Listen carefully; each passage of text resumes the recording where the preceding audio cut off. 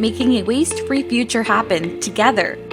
Your partner for change, CalRecycle is advancing world-leading reforms to cut waste and build circular use systems for all materials. CalRecycle-managed crews help clear the way for wildfire survivors to rebuild their lives. Plus, tribal perspectives help shape California's waste-free future. It not only helps our community, but helps our earth. That's what we're here to do. How tribal nations help strengthen circular economy reforms. And new funding to bring in more reusables into California's beverage container recycling program. Join California's climate fight and a shift to a circular use system economy. CalRecycle's monthly public meeting starts now. Good morning, everyone. Thanks for joining us for CalRecycle's November 2024 public meeting, where we share important progress and updates, and as we work together to build a circular system that cuts waste and reuses all materials and products. Before we begin, here is a safety and language access message. In the event of a fire alarm, we are required to evacuate. Take your valuables and use the exit signs. Do not use the elevators. If you cannot use the stairs, you will be directed to a protective vestibule inside a stairwell. If relocated, exercise caution while crossing the street. Language shouldn't be a barrier when it comes to protecting our air, water, and land. CalRecycle is simulcasting this meeting in both English and Spanish. Click the public meeting banner at the top of calrecycle.ca.gov for a link to our webcast in English and Spanish. If you're attending this meeting in person in Fire and Share Auditorium, we have Spanish interpretation devices available. Let our team on the left-hand side of the dais know if you need one. El idioma no debe de ser una barrera cuando se trata de proteger nuestro aire, nuestra agua y tierra. CalRecycle está transmitiendo simultáneamente esta junta pública en español e inglés. Puede encontrar el enlace en línea en español e inglés en la parte superior de nuestra página web calrecycle.ca.gov. Si asiste a esta junta en persona en el auditorio Bar and Share, tenemos dispositivos de traducción al español disponibles. Solo informe a nuestro equipo al lado izquierdo del mostrador de presentación si necesita uno. To help our live Spanish language interpreter during this meeting, we will briefly pause after each item to give our interpreter time to finish relaying the information. You will have an opportunity to offer live comments throughout today's meeting. If you're participating remotely, please do not call in before your agenda item begins. We will let you know when to call in for each item. And here's a quick overview of the public comment process today. California wants your input on recycling and trash pollution issues. Join CalRecycle's decision-making process by making a live public comment on any of today's monthly public meeting agenda items in person or by phone. Microphones are available for those of you in the room with in-person comments. If you're joining remotely, you can call in with your comment. Just click the public meeting banner at the top of our website, then click the public comments button for step-by-step caller instructions. So you can please call in now if you have comments on upcoming items, which are the director's report or disaster debris recovery operations. So our first agenda item today is the director's report. Director Zoe Heller is here with updates. Good morning, Zoe. Good morning, Maria, and good morning, everybody. Thanks to those of you that are joining in the room today and those joining remotely. We have a packed agenda, so I'll keep my remarks pretty short today. Just wanted to acknowledge last month we had several community members calling in from Antelope Valley with concerns around organics and other material being dumped throughout their community. And just yesterday and the day prior, our team went out, Mark DeBee and Katrina went out with their team members, met with the community members and visited the sites. We continue to coordinate with the LEA and the community to look for solutions. We understand the significance of this issue and just really appreciate the callers for calling in and bringing this to our attention. So more to come in the coming months. So on today's agenda, we'll have updates on our packaging EPR law. We'll talk about some of our beverage container grants and new grants and deadlines for those grants. We'll have an update on our tribal work. Let's see what else. Debris and many other things. So we'll get to that in just a few minutes. But first, I wanted to take this moment to introduce our new Deputy Director for Legislative and External Affairs. Allegra Curiel has joined our team. We're super excited to have her on board. Allegra was previously with the department, starting in 2017 as a executive fellow and an analyst in our legislative affairs office. She went out into the world for a little bit and did some work with the private sector, and we're super excited to invite her back to CalRecycle. So I'm sure you'll be hearing from her in coming months as we have exciting legislative updates. Welcome, Allegra.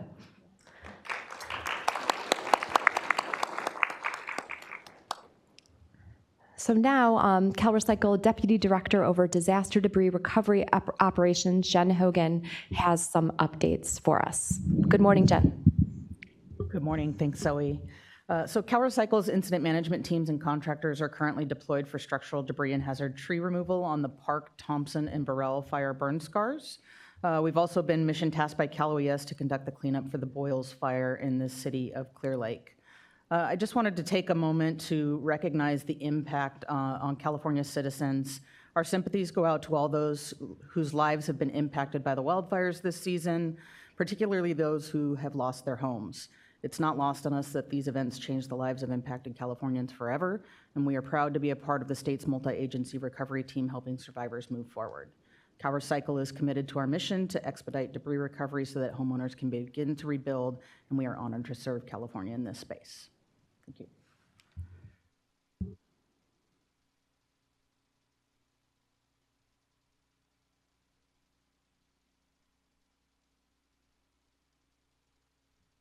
Okay. Oh, I forgot about the second slide. I'm sorry. Someday I'll get my stuff together. To date, we have received enrollment forms for 45% of the properties destroyed in those 4 fires. Our assessment and monitoring teams have done site reviews for 94% of those properties, which is an essential step before crews mobilize to a site. Asbestos abatement is underway, as well as biological and cultural reviews on each property. Bulk debris removal crews deployed on November 12th and will be working for the next few months to safely remove toxic ash and debris and ensure that the property and the soil are clean and safe for rebuilding. Back to you, Maria. Thank you. So now we will go to any public comments for these items. Do we have any public comments on the director's report or disaster debris removal in the room? Don't see any, doesn't look like any comments in the room. Are there any comments on the phone? Yes, we have 2 calls on the phone right now. First, we'll hear from the last 4 digits, 6607. Please unmute yourself and go ahead with your comment and state your name and affiliation, please.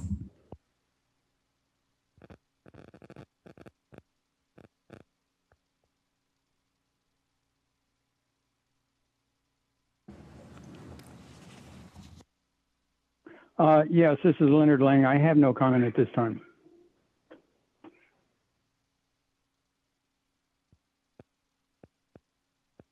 Okay, and we want to give a reminder, it helps to make sure we're getting the people commenting on the item they want to comment. If you comment right before we start the item when we ask you to, otherwise it makes it difficult to make sure we're tracking where you want to comment. Is there another call? That was the only one. Okay. All right, thank you so much, and we appreciate all the callers calling in.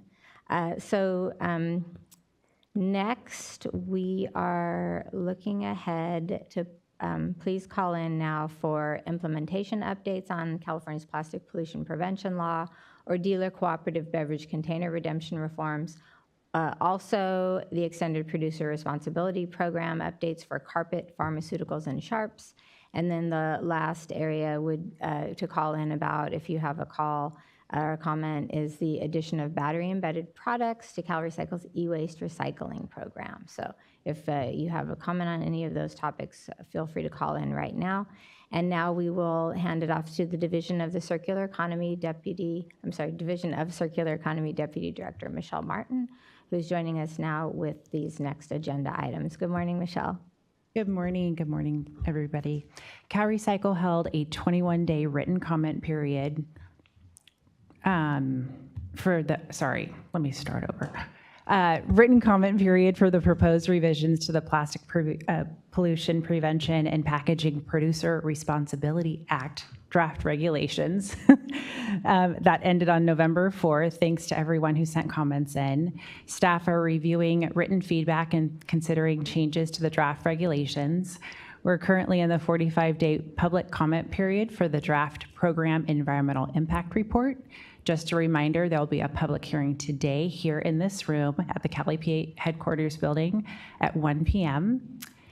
Staff will present information on the report and accept in-person and Zoom comments. If you'd like to submit written comment, you have until 5 p.m. on December 19th to do so.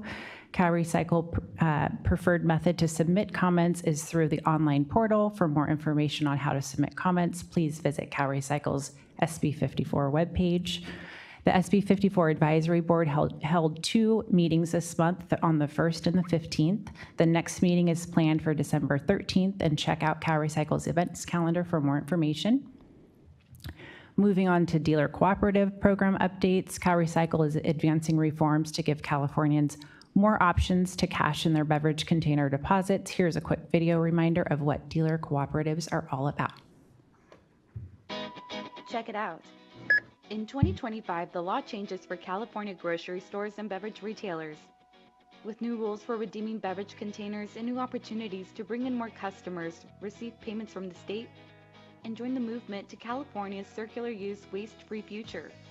If you sell CRV beverages but don't have a recycling center nearby, listen. Starting January 1st, 2025, stores under 5,000 square feet or less than $1.5 million in annual sales are exempt from redemption requirements after you register with CalRecycle. Remaining stores in areas not served by recycling centers have 2 choices. 1. Set up a system to redeem beverage container deposits in store, or 2.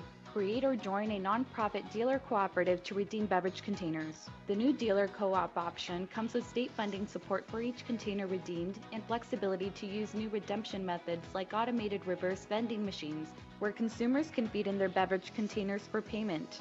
Mobile recycling operations that can move around to serve different neighborhoods on different days, or bag drop redemption sites where consumers can drop off bags of material for later payment.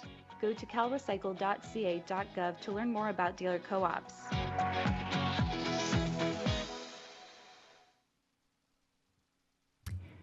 CalRecycle held a workshop last week to provide an overview of the dealer cooperative requirements. The department also released a draft of its model dealer co-op stewardship plan.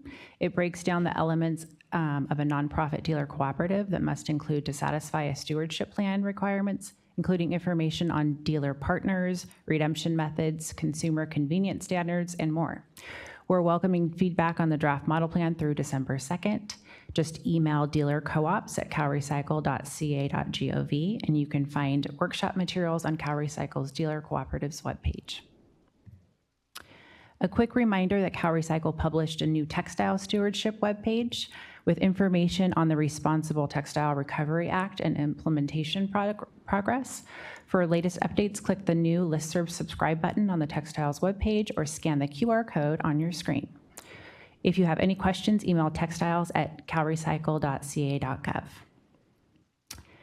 Now let's welcome Environmental Program Manager Cynthia Dunn for updates on our carpet and pharmaceutical and sharp waste stewardship programs. Thank you. Okay, now I can't see any of you without my glasses. I just have a couple quick updates about documents that the department has received and is currently reviewing. The first is Carpet America Recovery Efforts Differential Assessments Plan Amendment, and we're currently asking for feedback. You can, through November 22nd, send those comments to carpet@calrecycle.ca.gov. And the director is going to be approving, conditionally approving or disapproving that document by January 7th. And a decision is going to be announced at an upcoming meeting. The next one is the Drug Take-Back Solutions Foundation. They've submitted revised 2023 annual reports for covered drugs and their home-generated sharps waste stewardship programs in response to CalRecycle's disapproval of those items earlier this summer. Those documents, again, are under review, and the director has until December 26th to determine if they're compliant. You can find more information on CARE's differential assessment plan amendment or the Foundation's revised annual reports linked in today's agenda, and you can subscribe to the carpet and pharmaceutical and sharps waste listservs for more information. And that's all I have for today. Maria, back to you.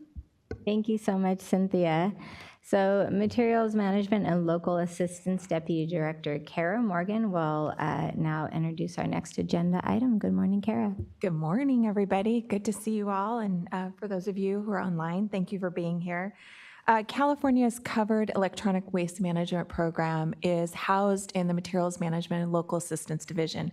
And as you may all know, we have been in process of implementing new legislation, SB 1215, which adds embedded battery products to the program. So I'm super excited about the expansion of the program with these many new products, and also it presents an opportunity for modernizing the e-waste program that's been in place for many, many years now. So at this time, I'd like to introduce Martine Boswell. She is our manager over the e-waste program. Martine? Thank you, Kara. Recent legislation, SB 1215, added battery embedded products to the covered electronic waste recycling program. CalRecycle held emergency rulemaking workshops in person on August 19th and virtually on September 18th. Emergency regulations will be submitted to the Office of Administrative Law at the end of this year. These proposed regulations are intended to meet and fulfill the most urgent statutory mandate, which requires CalRecycle to adopt regulations to establish a process for recyclers to submit payment claims for battery embedded products. CalRecycle will develop more regulations in 2025 to carry out and clarify the law. Sign up for electronic waste recycling program updates on CalRecycle's Gov delivery system. Back to you, Maria. Thanks, Martine. Now to public comments. Do we have any public comments in the room right now on the plastic pollution prevention law and dealer cooperative implementation updates, the extended producer responsibility program updates, or the e-waste program expansion? Any comments in the room today? It looks like there are none. And are there any online? Yes, we currently have 2 calls on the line. Let's first go to 7412. You're up first, please. State your name and affiliation.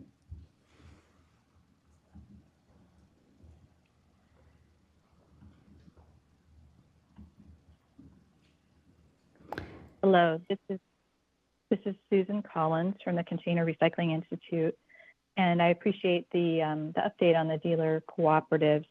I wanted to ask a few follow-up questions. I'll actually go through all of them. I have like 4 or 5 questions, but they're all related to each other.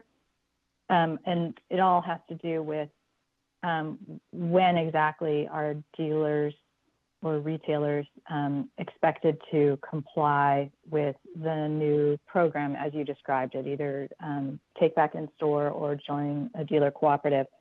And I say that I'm uncertain about this because of the other implementing pieces of the regulation. So the statute says that the retailers have to comply January 1st of 2025, but I'm wondering, is that really the date that they have to comply, or do they have more time because of the approval dates of the model stewardship plan and the dealer co-op regs? So my questions are several.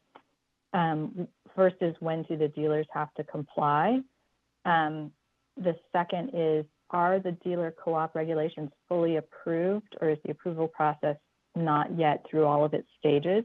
And when would the dealer co-op regs be fully approved? And same with the model stewardship plan. It's out for comment right now.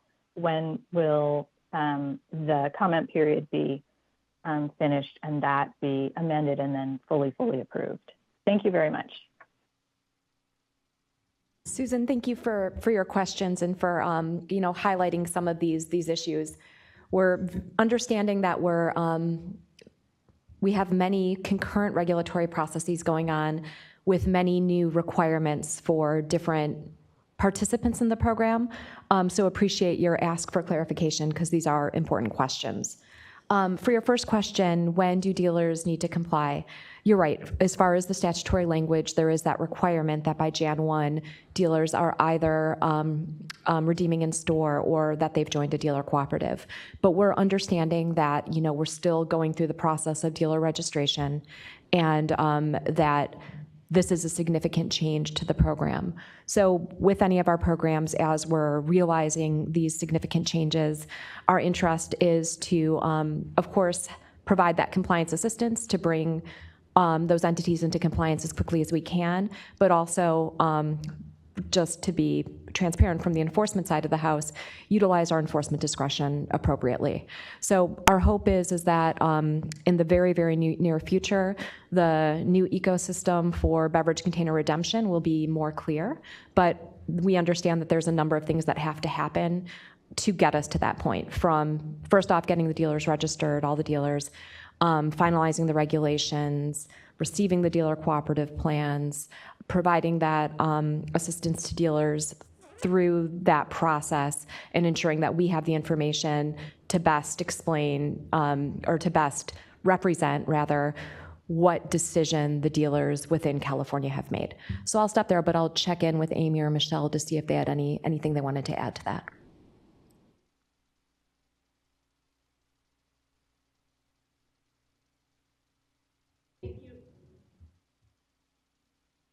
Thank you. And we are working on dealer registration, and they will need to begin redeeming in store on January 1st, 2025, unless, of course, they meet the requirements for the exemption.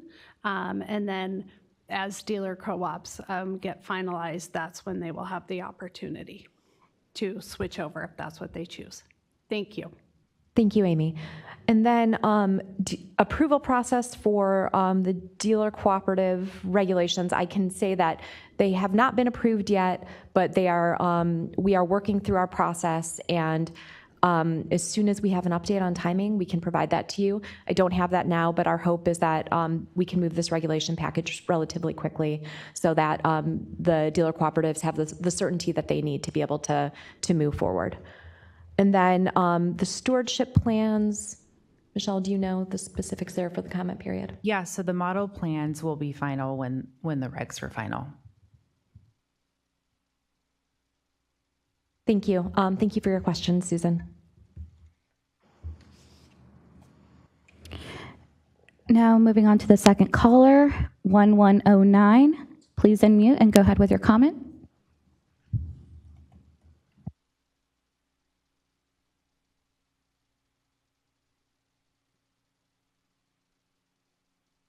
Can you hear us?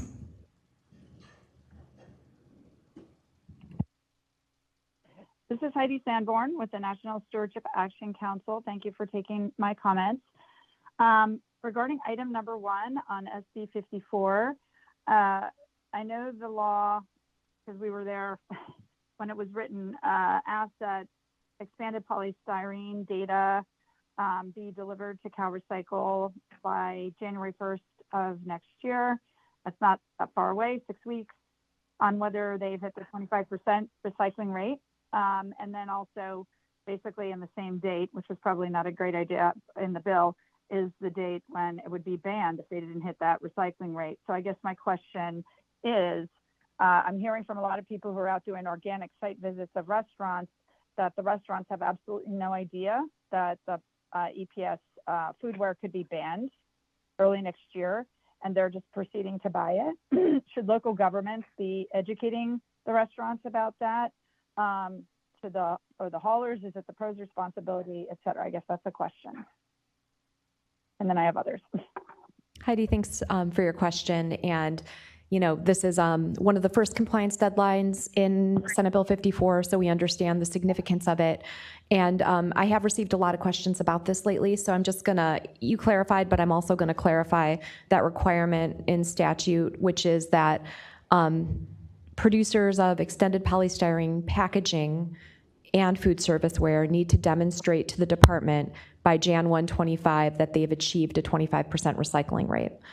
And if they're unable to do that, or they do not demonstrate that, then they are no longer able to offer for sale, distribution, or import into the state of California EPS food serviceware. So the requirement is a demonstration for all EPS packaging and food serviceware, and then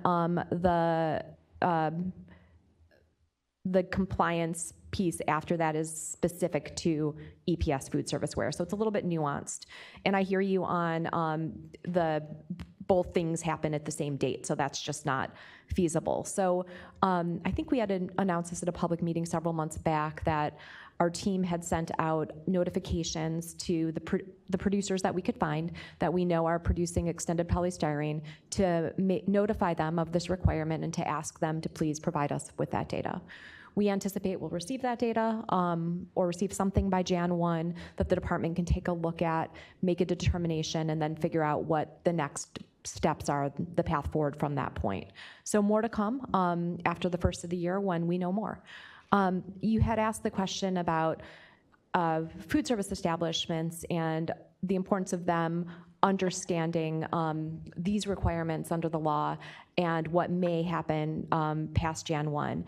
And, you know, our goal is to make sure that with Senate Bill 54, that all those that will be implemented or affected best understand the law. So we can take a look at what we have on our website and make sure it's abundantly clear what this requirement is specific to extended polystyrene. But as we've discussed, it wouldn't be appropriate for the department to go out now and make any determinations, provide outreach to those jurisdictions specific to what may happen after Jan 1. But what we can do is make sure that everyone's aware of what those requirements are in the law. Did I answer all the parts of your question? I feel like I missed something. No, you did. I think that was great. I guess my advice to local governments then is to just, if you're out talking with the restaurants anyway regarding organics or some other reason, please let them know that this could be coming so that they're at least starting to prepare and think about it. And I have comments on other agenda items too, if that's okay. Agenda item 4 on carpet. Of course, we support the increase of the assessment for making sure that program is fully funded and has an adequate reserve. But we continue to be disappointed that the eco-modulated fee is not a minimum 10% on the carpet tile, especially, which is 6.22%. And we know that that does not drive green design. It has to be at least 10% or higher. All the studies show that. And I wish that was being addressed. I know they're working on a study, but we know enough, and there's enough studies already done to know what to do. So I wish that was being addressed in this proposal. So just want to make that comment.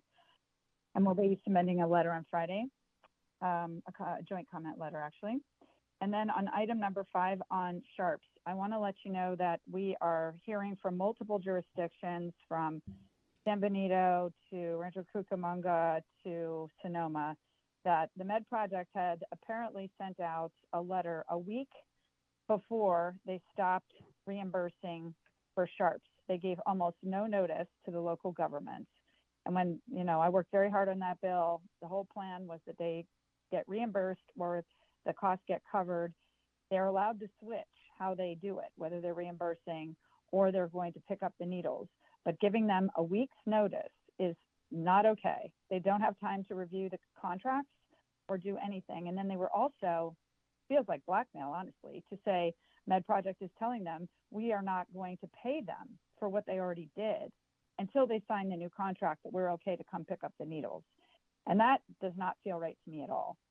So we're advising local governments to go bring this to their legal teams and possibly the DAs, but that feels very, very wrong. And they should just pay these local governments. But I guess I'm wondering, what is CalRecycle doing, or are you fully aware of that situation? What can we do to inform you more if you're not aware of it? Heidi, thank you for your comments on the carpet issue, and then appreciate your observations and sharing the observations and what you've been hearing from local jurisdictions on the Med Project issue that you mentioned. We will discuss internally and provide follow-up if appropriate, but appreciate you flagging. Thank you. And we've already emailed Victoria at Med Project, and I've not heard back. So it's been almost a week. So we're trying to reach out to them and find out what's happening. But wanted to report that. It was brought up at the House of Hazardous Waste Information Exchange. And then last question, I guess it would be on the director's report. We haven't seen the 343 data released, the formal publishing of the preliminary, I guess the published updated preliminary findings report. Is that coming soon? Yes. Can't give you a date, but we're working internally on it right now. Great. Thank you so much. Appreciate the comments. Thank you, Heidi. The responses. We're going to check in with a third caller currently on the line. Last four digits, 6607. Leonard, would you like to comment on the dealer cooperative item or wait until the beverage container recycling program general updates that's upcoming?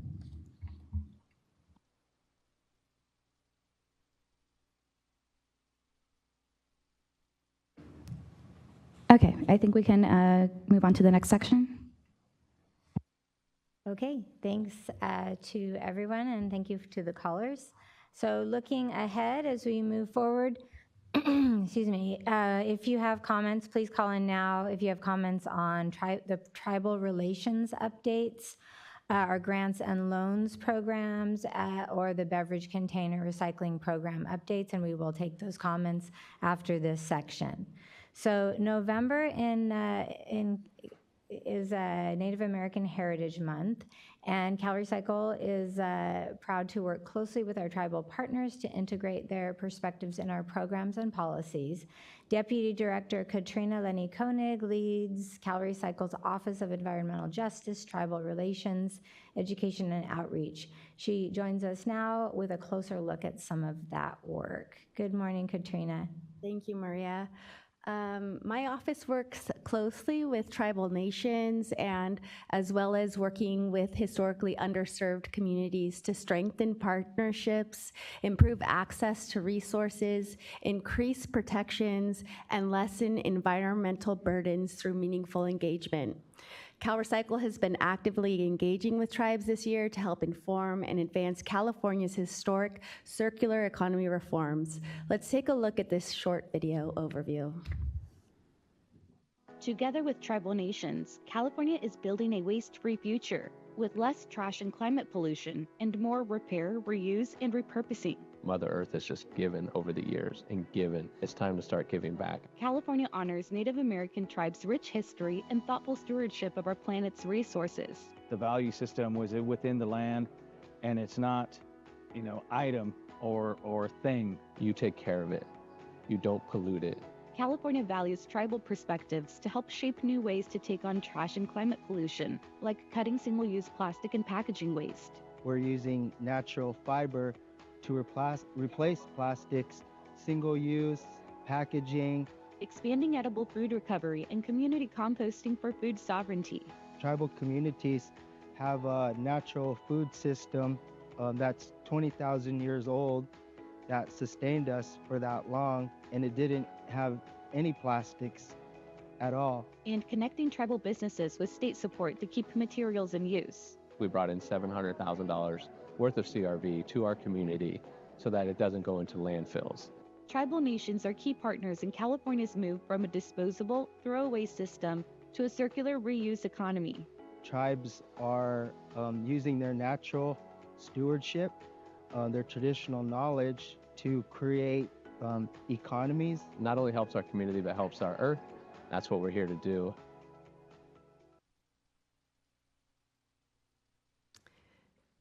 Great, thank you for that video. Within that video, you saw a bit of CalRecycle's work to meaningfully engage with tribal nations this past year. Some of those clips were directly from an engagement that was co-hosted by the Native American Fiber Program and Big Valley Band of Pomo Indians up in Clear Lake area, and it was a really great event, so appreciate them for supporting us. We've also engaged with tribes through California's Zero Waste Plan, hosting a tribal listening session. We also attended and presented at the 2024 Tribal EPA and US EPA Region 9 Annual Conference, hosting a think tank session on regenerating circularity for zero waste and thriving communities. We also attend the quarterly CalEPA Tribal Advisory Committee. That committee really helps shape the work with tribal nations in under CalEPA. We also attend and have participated in US EPA's Regional Tribal Operations Committee Solid Waste Working Group, Region 9. CalRecycle is currently developing a tribal consultation policy to ensure consistent collaboration and better integrate tribal priorities and perspectives in our work. In 2024, CalRecycle initiated tribal consultation on AB 52 on plastic and packaging reforms. We contacted 307 California Native American tribal representatives and consulted with 3 tribes. Next slide. CalRecycle has $1.75 million in active grant agreements with tribal projects for unsold food recovery, illegal dumping cleanup on farm and ranch land, waste hire cleanup and amnesty events, and also the community composting with a dedicated funding for tribal entities. CalRecycle recognizes the critical role and commitment of tribes in advancing climate solutions. As part of that work, CalRecycle is launching the Tribal Composting Needs Assessment and Permitting Guide to understand what tribes need to develop and operate more composting facilities. Engagement is set to begin in early 2025 with various milestones throughout the year. So we look forward to those events and those engagements throughout the state of California. You can find more information by using the QR code or by going to the tribal relations page at CalRecycle, which I'm also excited to announce is up live and running. As part, next slide, please. As part of California's disaster recovery efforts, state and federal representatives consult with interested tribes to monitor cleanup sites during ground disturbing activities. The information is then shared with CalRecycle for coordination during debris removal operations. Thank you, Jennifer Hogan, for being a great partner in that work. Really appreciate that. The Governor's Office of Emergency Services sent notifications to tribes in northern and southern operation regions. For the Park, Thompson, and Boyles fires in Northern California, the Mechoopda Indian tribe will be providing tribal monitoring in their areas of interest.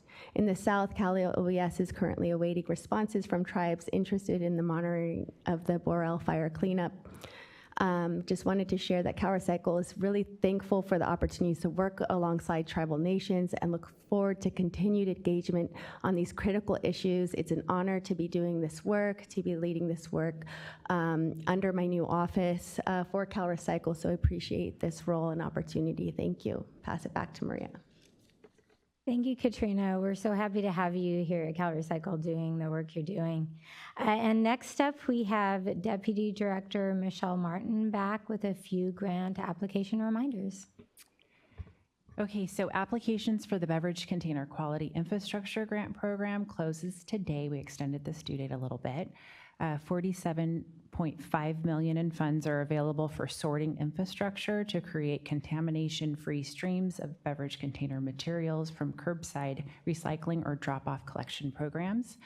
Grants range from $1 million to $10 million per project. Eligible applicants include registered curbside programs, MRFs with registered curbside programs, certified collection and drop-off programs, community service programs, and certified processors. Applications for the Recycled Glass Processing Incentive Grant Program are now open. $4 million in funds are available to stimulate an increase in crushed glass to make new glass beverage containers in California. Awards range from $1 million to $4 million per project. Currently, certified glass cullet processing facilities in California are eligible. Next is the increased recycling of empty glass beverage containers program. Applications are due December 10th. $4 million is available to support regional pilot programs that collect, consolidate, and transport empty glass beverage containers from restaurants and on-sale retail licensed establishments. Grants range from $500,000 to $2 million. Eligible applicants include local governments, nonprofits, qualifying tribal entities, and private businesses. Finally, the Reusable Beverage Container Infrastructure Grant Program applications are due December 19th. 23.7 is available for infrastructure and startup costs to develop a deposit return for glass reusable CRV containers. Grants range from $3 million to $23.7 million to create a reusable glass beverage container processing stream within California. Eligible applicants include local governments, nonprofits, qualifying tribal entities, and private businesses. Back to you, Maria. Great, and I know you said it the second time, but for the reusable beverage container infrastructure grant program applications, it's $23.7 million is available for infrastructure and startup costs. And so now we're going to move on to the beverage container recycling program announcements, and we're going to get an update from our Deputy Director, Amy Cameron. Thank you, Maria. Good morning, everyone. I'd like to thank everyone who joined us for the meet and greet and the handling fee workshop in Riverside last week. I appreciated the opportunity to meet you and learn more about your operations. There will be a follow-up handling fee workshop scheduled for December 2nd. That will be in person in Sacramento and also hybrid with the ability for online comments and available questions. For the handling fee workshop, we are asking people to submit their comments until December 9th so that we can review them and begin the work to prepare the package for the Office of Administrative Law. CalRecycle is also hosting our next dealer registration webinar for beverage retailers and other interested parties tomorrow at 10 a.m. You can register to participate on Zoom or watch the live webcast. All the materials are posted online, and the video is available from our previous webinar on YouTube. Before our next public meeting, we will be posting the processing fees and processing payments for implementation on January 1st, 2025. And finally, certification, registration, and enforcement reports have all been published and are now available on CalRecycle's website. Thank you. Back to you, Maria. Thanks, Amy. And so now we're going to go to public comments about the topics we just covered. So those are tribal relation updates, grants and loans, and the beverage container recycling program updates. So first we'll take comments with the public here in the room. Are there any comments from anyone here in our meeting room today? It doesn't look like it. So now,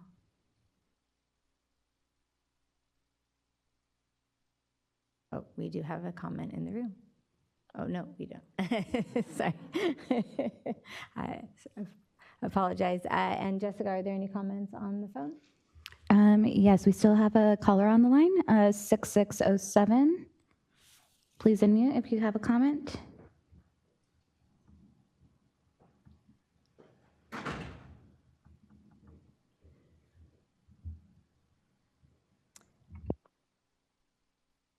Yes, this is Leonard Lang, and I had a little difficulty earlier. I did want to make a comment on the dealer co-op stewardship regs. I participated in a meeting last Thursday by a webinar, and I do want to thank you for that opportunity. But I did make comments in regards to what was being proposed, that some of the things that were being proposed were not authorized. There was confirmation, from my opinion, from a lobbyist for the rural counties people. And I'm not sure that staff is fully aware of how they have to ensure that things are authorized in statute before they put it into regulations.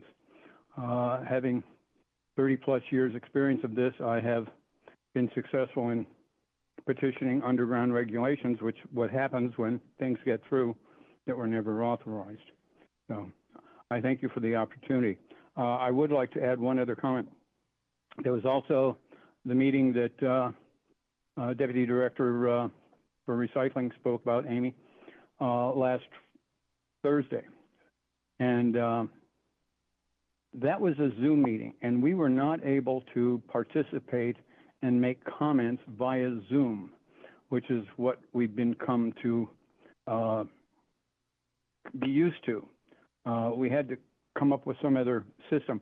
That's extremely difficult and burdensome. So I hope you can establish a uniform policy that allows us to participate from outside the area. And I thank you.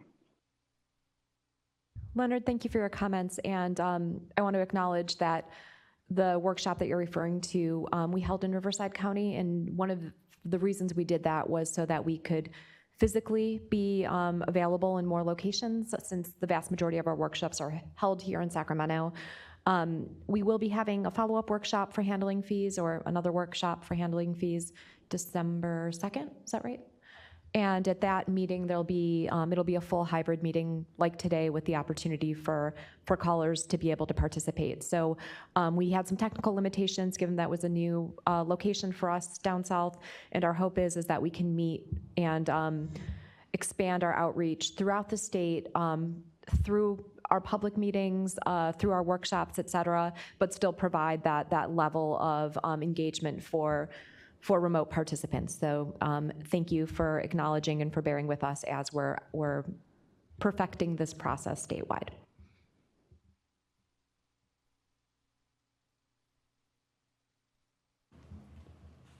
And we can move on to the next section.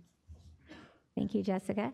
And so now, looking ahead, please call in if you have comments on the following items: amended county-wide siting element for Contra Costa County, contract updates, or facility permits and waivers. And so now we're going to go back to our Deputy Director, Kara Morgan, with the next agenda items. Hey, thanks, Maria.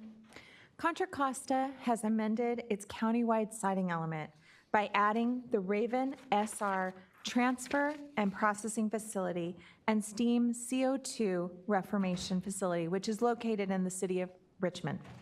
This siting element amendment is required to meet state planning requirements and support a solid waste facility permit finding. The facility would convert, or plans propose to convert, food scraps, green material, wood waste, and other organic material into hydrogen for transportation fuel. The project requires a full solid waste facility permit.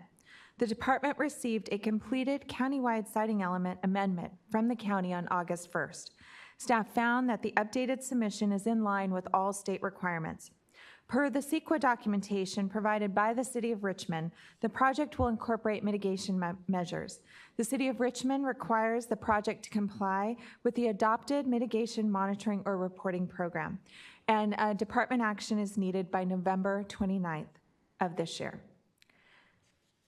And next, we also have a few contract updates to explore new uses for California waste tires. CalRecycle approved the scope of work for the rubberized asphalt concrete engineering and technical assistance contract in the amount of $900,000. The contractor, selected through a request for qualification process, will provide technical assistance, construction inspection oversight, and other support for the rubberized pavement grant recipients. The contract is set for May 2025 through May 2028. CalRecycle also approved the scope of work for the civil engineering and material testing services for waste tires contract for up to $200,000.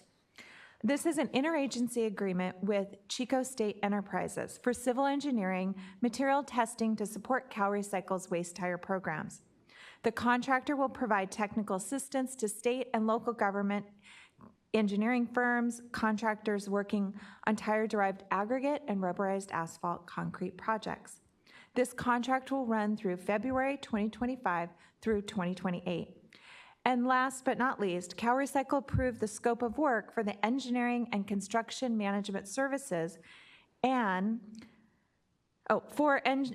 engineer applications using tire-derived aggregate contract. That was a long title. This is for up to $1.2 million. The contractor, selected through a request for qualifications proposal process, will support research, provide technical training for the tire-derived aggregate projects, and help develop markets for tire-derived aggregate.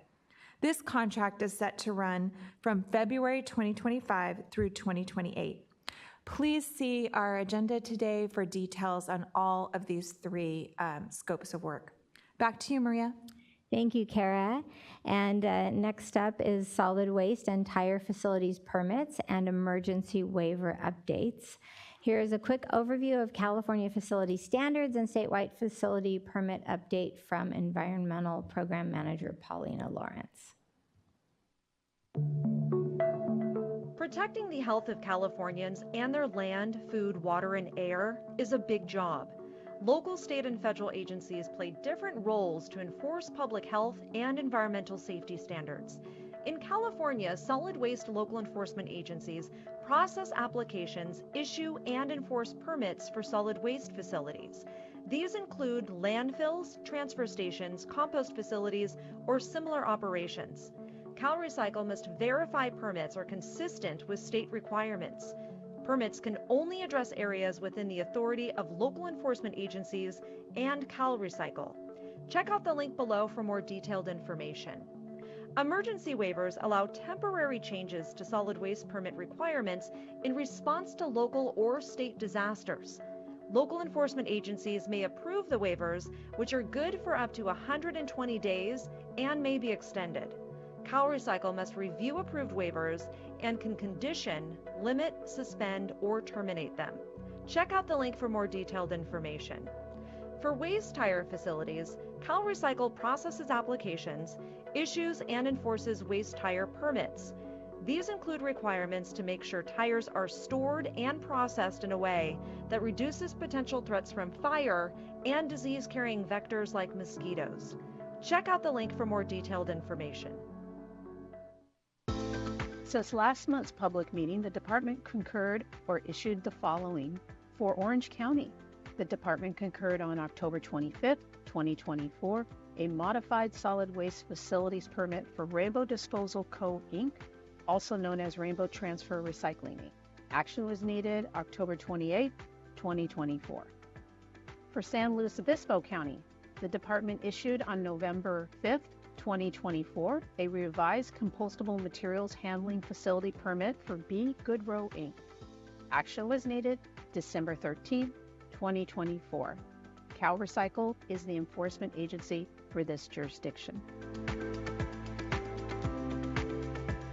Continuing on this month's agenda, for Kern County, U.S. Borax Inc.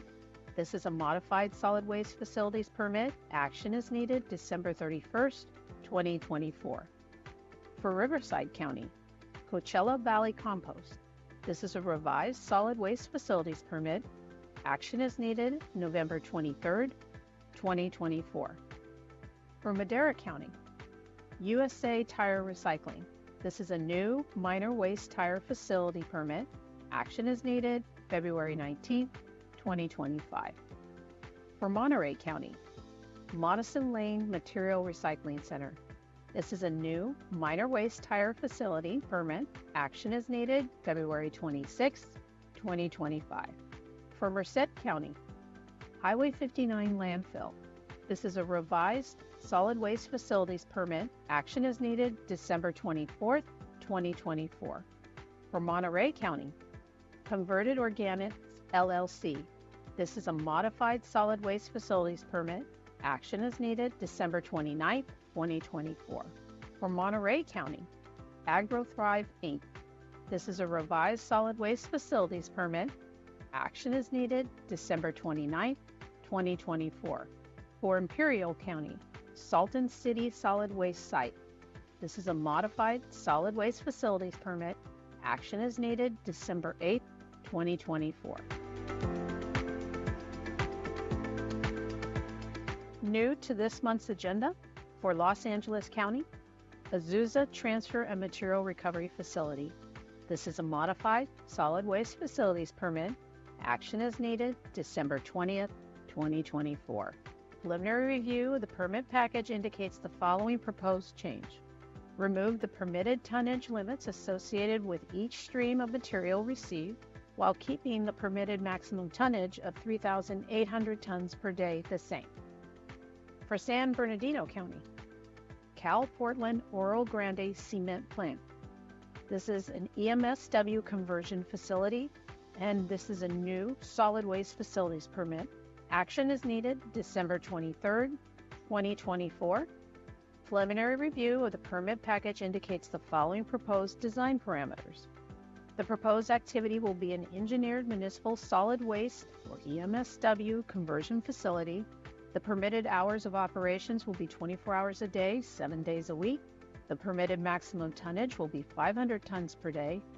The permitted traffic volume will be 30 vehicles per day, and the storage limit of 3,500 tons with the permitted area of 4.4 acres. For Santa Clara County, we have Guadalupe Recycling and Disposal Facility. This is a modified solid waste facilities permit. Action is needed December 30th, 2024. Preliminary review of the permit package indicates the following proposed changes. Updating the estimated closure date for the landfill from 2028 to 2044, and adding a transfer processing report for the transfer processing facility.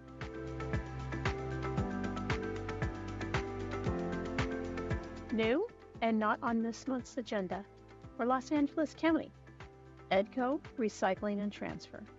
This is a revised solid waste facilities permit. Action is needed January 7, 2025. Preliminary review of the permit package indicates the following proposed changes. Changing the operator mailing address, changing the owner name and mailing address, increasing the permitted maximum tonnage from 1,500 tons per day to 2,500 tons per day, and increasing the permitted traffic volume from 1,656 passenger car equivalents to 1,996 average daily trips.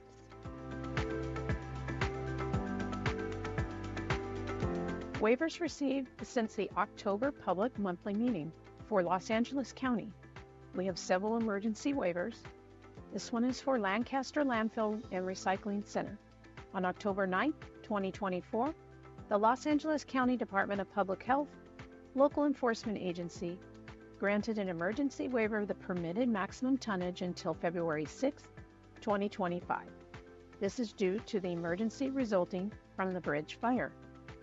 On October 17, 2024, the LEA granted a second emergency waiver of the permitted maximum tonnage until February 28, 2025, due to the emergency resulting from the boreal fire. For Los Angeles County for Antelope Valley Public Landfill, on October 10, 2024, the Los Angeles County Department of Public Health, local enforcement agency, granted an emergency waiver of the permitted maximum tonnage and traffic volume until February 7, 2025. This is due to the emergency resulting from the bridge fire. On October 17, 2024, the LEA granted a second emergency waiver of the permitted maximum tonnage and traffic volume until February 28, 2025.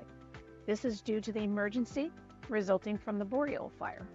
For the City of San Diego, Sycamore Landfill, on October 11, 2024, the City of San Diego Development Services Department, local enforcement agency, granted an emergency waiver of the permitted daily tonnage and hours of operations until February 8, 2025. This is due to the emergency resulting from the winter storms. The department received one temporary waiver, and this is from LA County. It's for the Antelope Valley Public Landfill.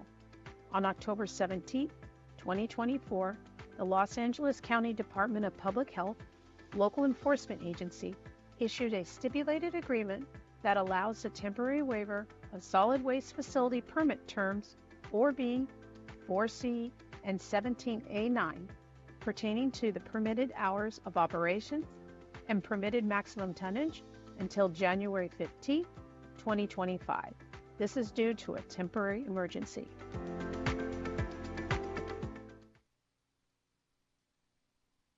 And I believe we have one more update today from Nevin Yates, Environmental Program Manager Nevin Yates.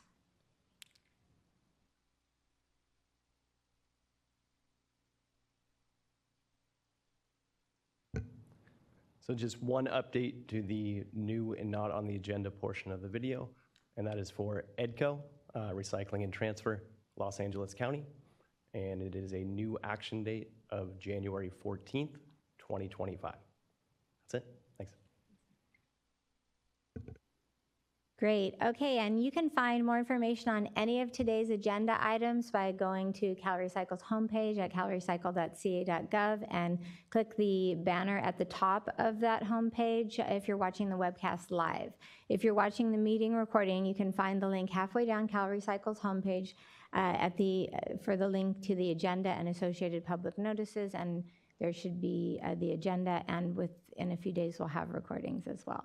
And so now is the time for final public comments. First, we'll take any more public comments that we have today in the room on any agenda item, including the last ones we just addressed. Does anyone have any comments? I'm seeing none, so do we have any commenters calling in? No new calls. Okay. Well, that's a first. So one more time, no comments? Okay. So thank you to everyone who participated in today's public meeting.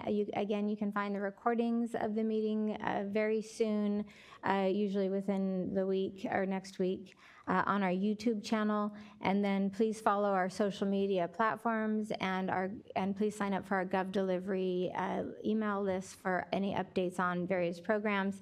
We also wanted to, again, thank all the deputies who are here today and all the callers, and we will see you next month.